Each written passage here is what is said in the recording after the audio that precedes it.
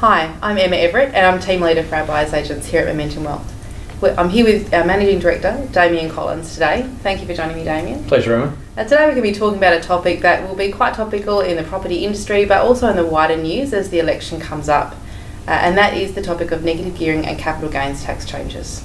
So, Damian, let's start off by looking at what are the details of the changes and how do they affect property investors? Yeah, so the proposed changes are around negative gearing and the ability to claim a loss on your investment. It's not just property; it's also other investment against your wage income. So in summary, you won't be able to deduct those losses from your investments against your salary income. You can offset it against your other investment income. Okay. And the other big change that they're proposing from 1st of January 2020 is the fact that it'll be capital gains. Discount will drop from 50% to 25% if you buy after that date. And so, of course, even if Labor is successful at the election, then they still need to pass the details of all of this through Parliament, correct? Yeah, it's because they are still allowing negative gearing on new investment property, but obviously there's a lot of devil in the detail. What is new? What about an extension, or if you had a granny flat? The detail on their website's pretty thin on the ground, so there's going to be a lot to get through before they finally get that, and they've just got to get it through the Senate, as you mentioned as well. And the proposed date of effectiveness of these changes is the 1st of January next year.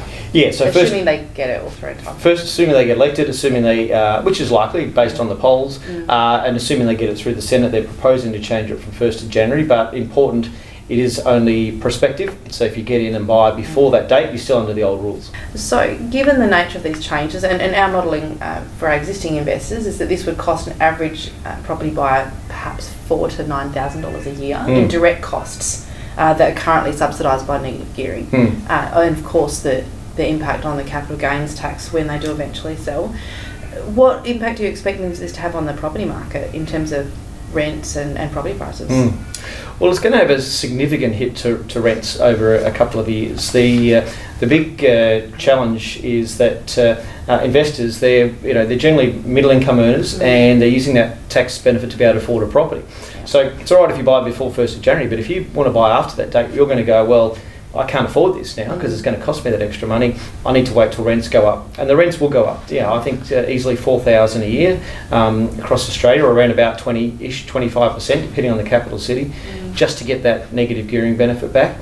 The other thing too will be on the resale market and property prices. Now it'll be mixed bag across the board. I think firstly, if you're buying a property or you own an investment property that is targeted specifically just to investors, maybe a serviced apartment or something like that, then you want to be, or defence housing where it's all long lease and only really bought by investors. You really want to be cautious because there won't be a ready resale market because they will be established properties. If you're buying a property that can be used by anybody, owner-occupier area, which a lot of good investments are, they're houses in owner-occupied predominantly areas, I think they'll have a far lesser impact because there is a ready resale market, so they may not drop very much at all.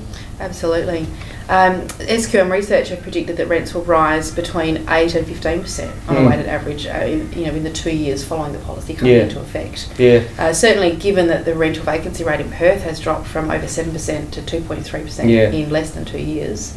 There's already not enough stock in the market to kind of keep rents stable. We're already seeing some rent increases, so it's not hard to imagine a fairly sharp rise in rents in Perth over the next few years if this comes in. Well, particularly, I think, and then SQM said in Perth it'd be 12 to 20%, and I think that could even be a little bit undercooked. I think I think we could see 25% over 3 years, and the reason being is that it's the worst time for the renters in Perth because they're already seeing a big drop in vacancy rate that's caused by the mining recovery started again. We're not losing so many people interstate, and we're getting more coming in from overseas, and even some starting to come back in.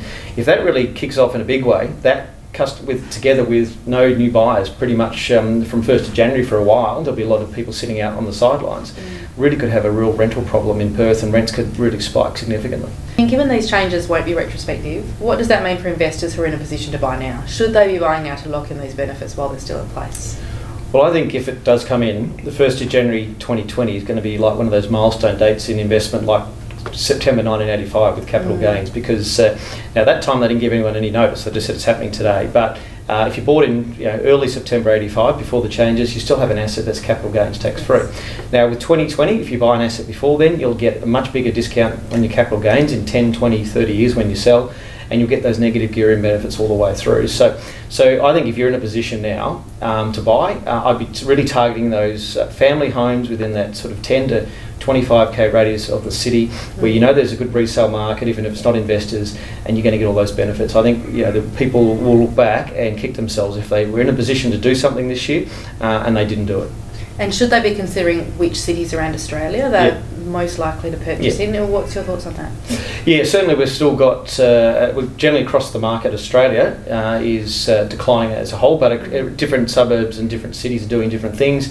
Sydney, Melbourne's still got a bit to fall, in my opinion. So prices there so you've got to be prepared to maybe, if you buy there, you might still find you've got another 10% to go down. I think Brisbane's already turned, and Perth is right near the bottom. In fact, some suburbs are already starting to recover. So that's something else to take into consideration. You want to get into the market, but you also want to get into a city that's got the best growth prospects for the next 3, 5 and 10 years as well. Absolutely. Another interesting factor for Perth, of course, is that the last 4 or 5 years we haven't seen a lot of investors in the market. So even if those investors withdrew, it might not have a big impact on property prices, but it will certainly have an impact on the rental stock. So for an investor who buys now, they're not just locking in that $5,000 to $10,000 a year worth of tax benefits, they're also getting in before the rent rises and really being in a position to benefit from that. And I think because of that rent increase and with our interest rates very low, I think a lot of those properties, you only need to negatively gear for if you buy before January, you probably only need 3 or 4 years of it anyway before it starts to get into positive geared territory anyway. Now, for some investors, they're not in a position to buy now. They might still be building up their equity or reorganising some of their income, given all the changes in the lending market the last few years. So we have been working as a team on some strategies for those investors so that there are still opportunities to invest in residential real estate after these proposed changes come in, assuming that they come in. So let's chat a little bit about some of those strategies. What might they include? Well, there's a few things that you say, Emma. The team's been working on some solutions and some options. So some of those things include a return to ancillary accommodation or granny flats. Now, that's something that you can pretty much do across metropolitan Sydney and Perth, but particularly focusing on Perth here. It hasn't been as viable because the rents had come off over the last few years, but now that rents are recovering, and particularly I think they'll go up higher, you'll still be able to get positive cash flow on an established property anyway, putting a granny flat in your backyard. Something else a lot of our clients have been doing is land banking away for properties that they can knock over and build 2, 3 or 4. Because they are new properties, you can negatively gear those. You can look at some regional areas where the positive cash flow already. Again, it's got to be right for your portfolio. But importantly, the negative gearing will be prohibited against your wage income or your business income.